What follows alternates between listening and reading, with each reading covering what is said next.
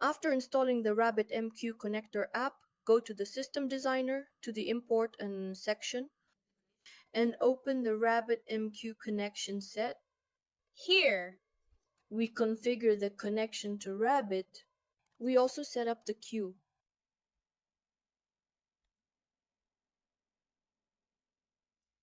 In the RabbitMQ interface, you can see the configured queue and notice that there are no consumers yet.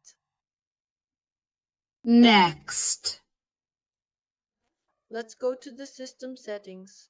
Find the Auto Start RabbitMQ setting, open it, and set the default value to true. Save the system setting. After setting this, restart the pool. go, To the RabbitMQ connector section and make sure the connection indicator shows that Rabbit is connected. in In fact, we now have a consumer.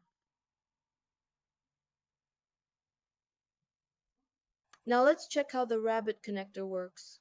Let's go to the lookup section. Let's find the message RabbitQ to send directory. Let's open it. We've entered the message RabbitMQ to send section.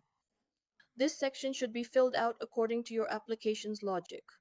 But for now, to test sending, we'll create and send a message manually. message, Is sent by a timer, but so we don't have to wait for the timer, we'll go to the RabbitMQ connector section, click the Run Process button, select the option Sending a message to RabbitMQ from a queue, and the business process that sends the message will start.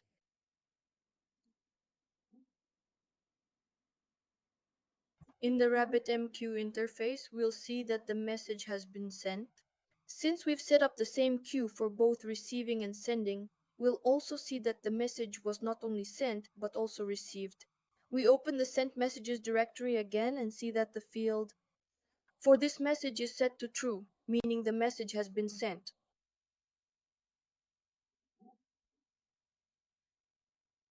Now let's go to the Received Messages directory. here, We'll see that the message has been received. Incoming messages in the Received Messages queue by default have the property in the Process field. This allows for flexible message processing logic. After the message has been processed, you can set this to true.